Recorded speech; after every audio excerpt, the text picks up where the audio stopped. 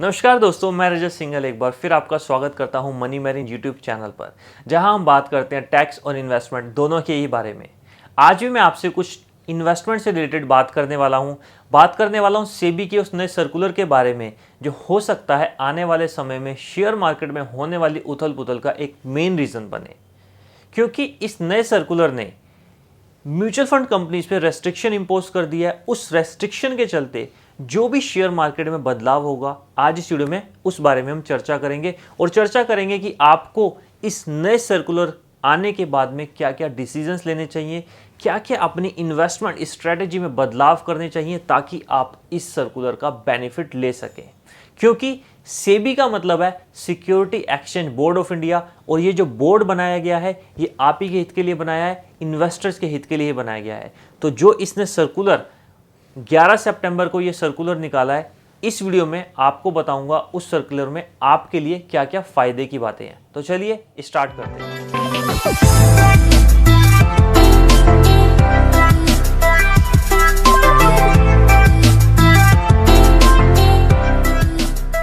आज की इस चर्चा को आगे बढ़ाने से पहले मैं आपको शेयर मार्केट की एक दो टर्म से अवगत करा दूं, क्योंकि आगे की वीडियो स्टार्ट करने से पहले इन टर्म्स को जानना आपके लिए बहुत ज़्यादा ज़रूरी है। सबसे पहले बात आती है म्यूचुअल फंड कंपनीज की। म्यूचुअल फंड कंपनीज के पास में बहुत सारे फंड्स होते हैं, जैसे कि large cap fund, mid cap fund, small cap fund, और अगर मैं इन तीनों का कॉम्बिनेशन चूज करूँ तो उसको कहते हैं मल्टी कैप फंड। आज की हमारी वीडियो भी इन मल्टी कैप फंड पर ही आधारित है। अगर मैं डाटास की बात करूं तो at present multi cap funds में जितना भी म्यूचुअल फंड कंपनीज का फंड्स एलोकेटेड है, यानी कि जितना भी मल्टी कैप फंड के माध्यम से हम लोगों ने म्यूचुअल फंड कंपनीज में इन्वेस्ट करा है, वो लगभग 1,40,000 करोड़ है। और इस 1,40,000 करोड़ की फिगर को हम कहते हैं AUM, यानी कि एसेट्स अंडर मैनेजमेंट, यानी कि हमने 1,40,000 करोड़ म्यूचुअल फंड कंपनीज में इन्वेस्ट कर रखा है मल्टी कैप फंड्स में। अब म्यूचुअल फंड कंपनीज क्या करती हैं? म्यूचुअल फंड कंपनीज इस पैसे को फर्दर इन्वेस्ट कर देती हैं शेयर मार्केट में। शेयर मार्केट में अभी तक म्यूचुअल फंड कंपनी इन्वेस्ट कर रही थी इस टोटल AUM का 65%, क्योंकि सेबी की जो लास्ट नोटिफिकेशन थी, लास्ट गाइडलाइंस थी, या कह लीजिए लास्ट रेस्ट्रिक्शन थी म्यूचुअल फंड कंपनीज पर, कि जिन्हें टोटल मल्टी कैप फंड का 65% ही शेयर मार्केट में इन्वेस्ट करना है। शेयर मार्केट से मेरा मतलब सिर्फ इंडियन इक्विटी मार्केट में, क्योंकि मैं आपको बता दूं कि mutual fund companies foreign markets में भी इन्वेस्ट करती हैं, गवर्नमेंट बॉन्ड्स में भी इन्वेस्ट करती हैं, और कुछ पैसा वो लिक्विडिटी बनाने के लिए कैश में भी रखती हैं अपने पास सरप्लस के तौर पर।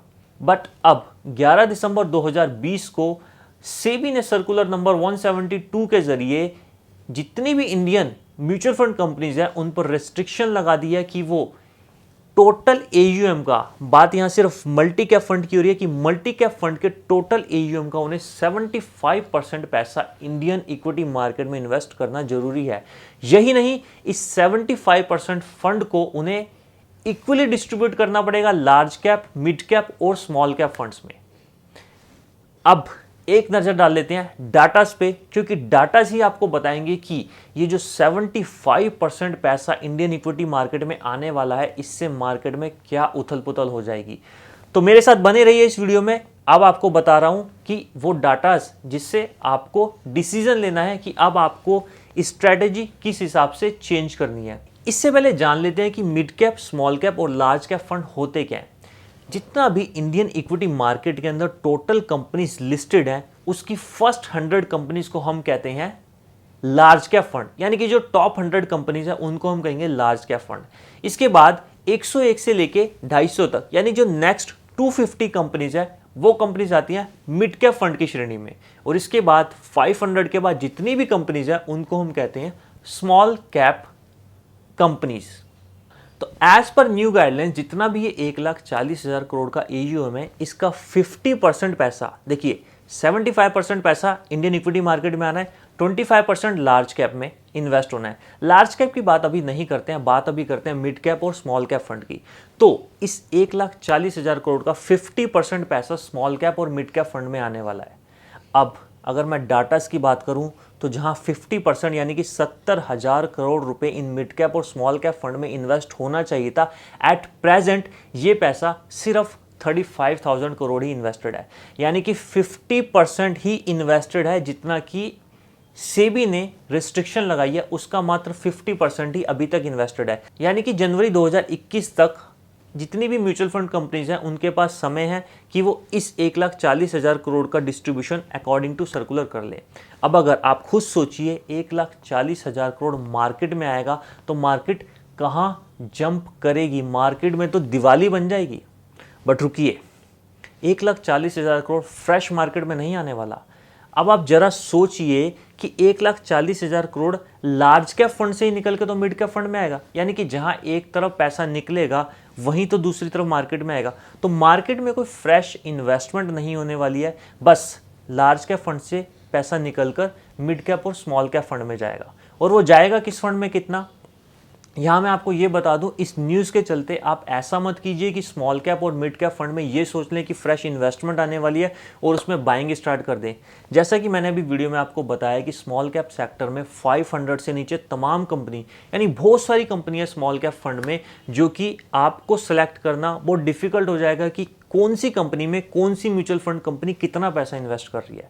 क्योंकि एट प्रेजेंट तो सिर्फ 6% AUM का, टोटल AUM का सिर्फ 6% ही स्मॉल कैप में इन्वेस्टेड है। और अगर मैं रुपीज़ में बात करूं तो लगभग 9,000 करोड़ की ये जो अमाउंट है ये स्मॉल कैप फंड में इन्वेस्टेड है। और टोटल पैसा आना कितना है स्मॉल कैप फंड में, 35,000 करोड़।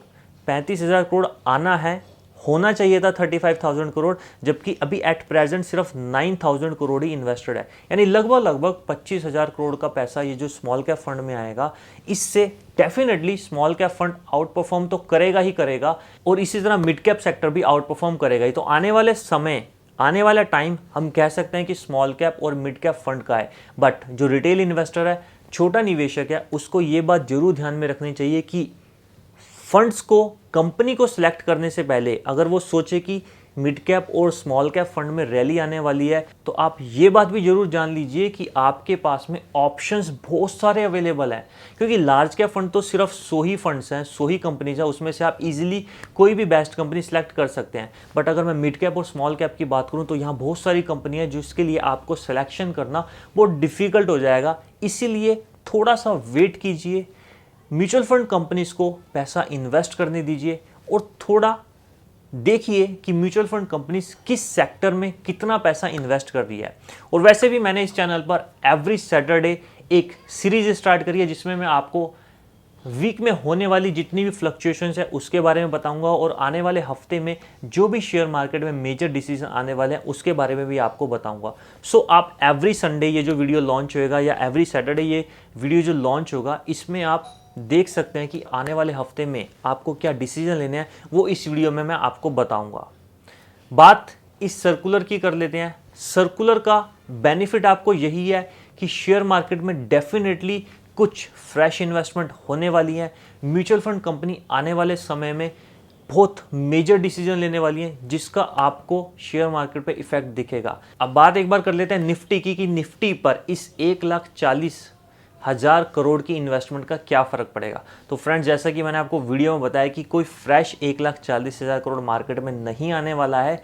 लार्ज कैप फंड से पैसा निकलेगा और मिड और स्मॉल सेक्टर में जाएगा। तो फ्रेश इन्वेस्टमेंट तो मार्केट में होने नहीं वाली है।